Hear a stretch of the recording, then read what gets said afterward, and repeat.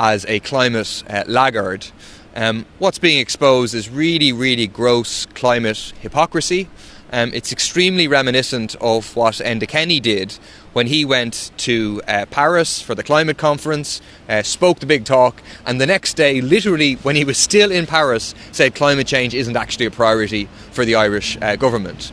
Now with Micheál Martin you have slightly more sophistication, but fundamentally the same message. Go and sign up for an ambitious and necessary global target of cutting methane emissions by 30% by 2030.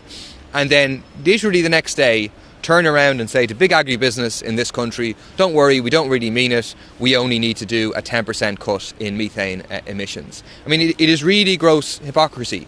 Countries are rightly being criticised for not signing up to the global call for a cut of 30% methane emissions.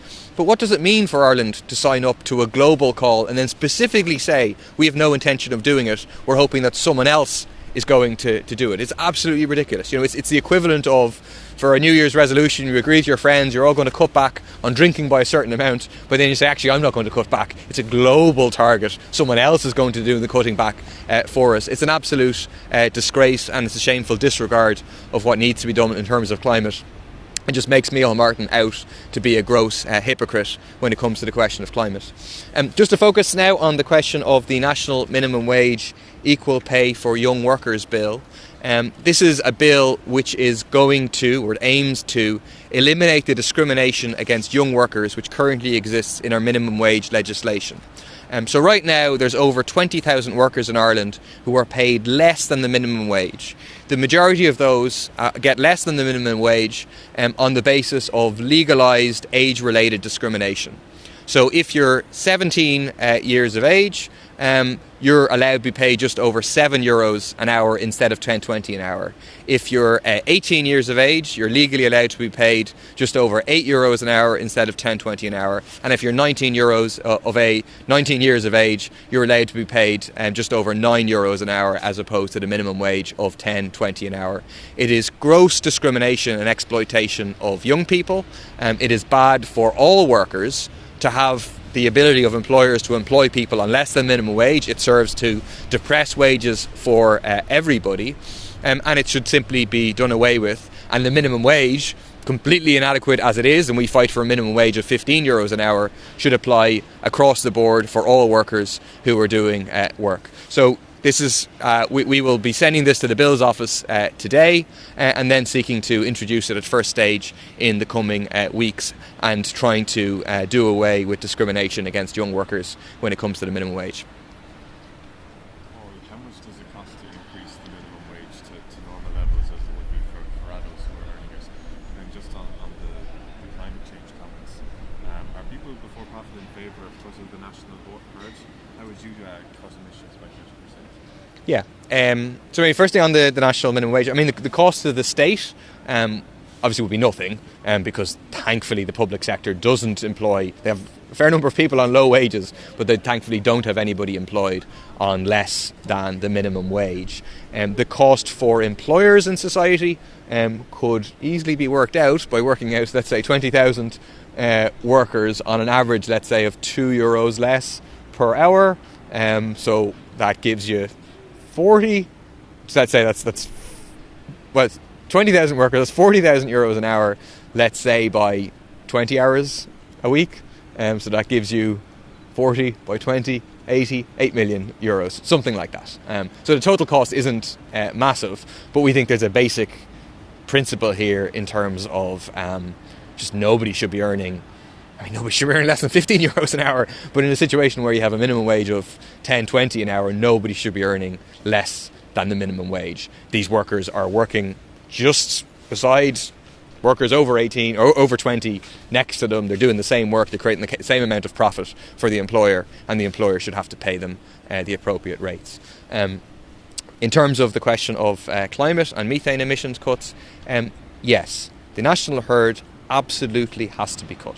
That is just an undeniable truth. It is a real sign of the low level of discussion about climate in this country, that so much of the debate is about, almost outright climate reactionaries, denialists, people like Matty McGrath, the Healy's Ray, Michael Collins, saying to the Taoiseach, you're planning to cut the national herd.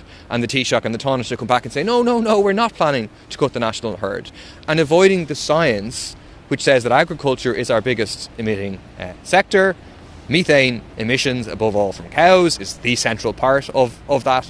And if we're going to meet the climate change targets and not contribute to climate catastrophe, we absolutely have to cut the national herd. That's just an unavoidable truth. It doesn't flow from that the lives of small farmers have to get worse. In fact, we're in favour of the lives of small farmers getting better. The vast majority of small farmers in this country don't make enough money from their farming alone and also therefore have to do another job.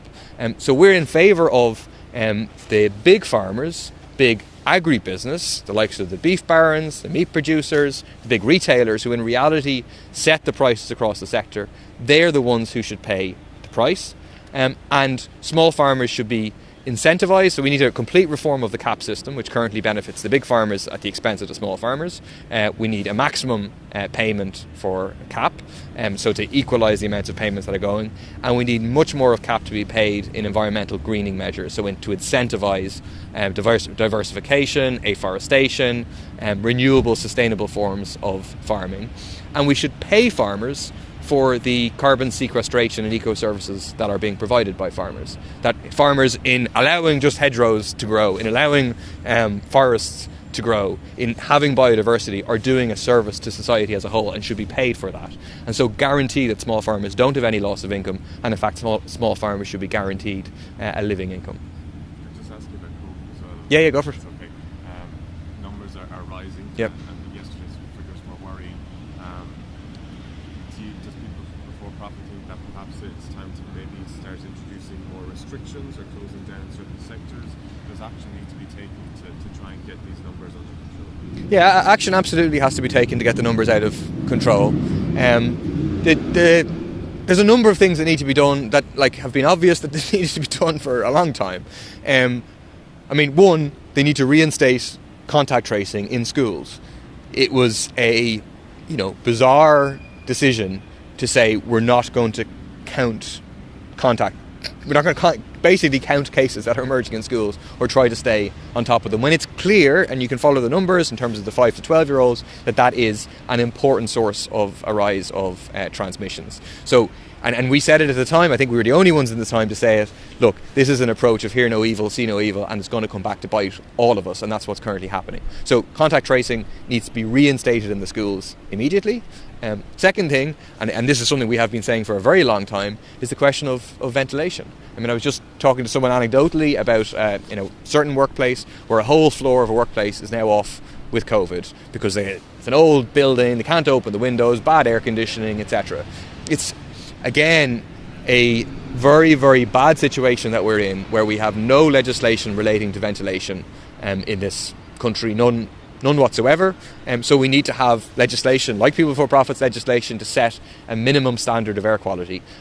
This is a air carried disease, and we need to have clean air for all workers, and that's going to be good post-COVID as well, for people to have access to clean air. And at the moment the government has no orientation to that, and particularly in terms of that in the schools. The government says, we've got CO2 monitors. They don't have a CO2 monitor for every classroom in the school. They should have that, but in particular what we need to be installing is HEPA filters.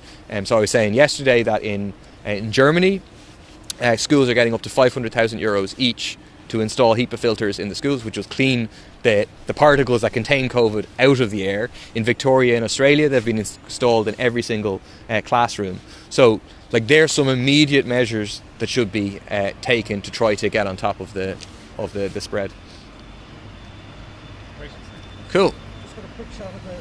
Oh yeah, okay.